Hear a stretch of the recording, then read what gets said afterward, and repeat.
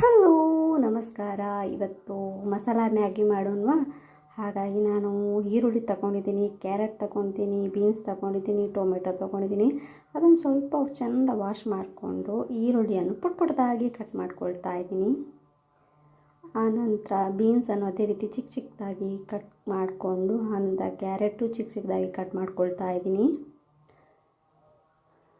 Cut ಮಾಡಿದ ನಂತರ tomato ಅದನ್ನು ಪುಟ್ಟದಾಗಿ ಕಟ್ ಮಾಡಿಕೊಂಡು ಆನಂತರ ಈ ಕಡೆ ಬನಲ್ ಇಟ್ಕೊಳ್ತಾ ಇದ್ದೀನಿ.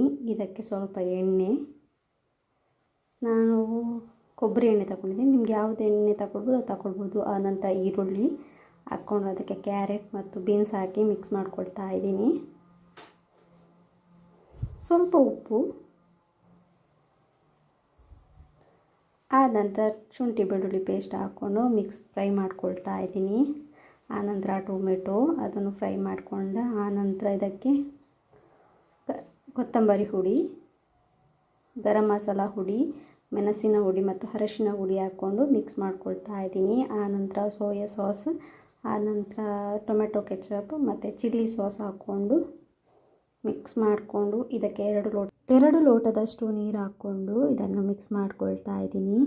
ಇದಕ್ಕೆ ರುಚಿಗೆ ತಕ್ಕಷ್ಟು ಉಪ್ಪು, ತಕ್ಕಷ್ಟು ಆನಂತರ ಮ್ಯಾಗಿಯನ್ನು ಇದಕ್ಕೆ ಹಾಕಿ ಮ್ಯಾಗಿ ಮಸಾಲ ಇರುತ್ತಲ್ಲ ಅದನ್ನು ಇದಕ್ಕೆ ಹಾಕ್ಕೊಂಡು ಮಿಕ್ಸ್ ಮಾಡ್ಕೊಳ್ತಾ ಇದ್ದೀನಿ.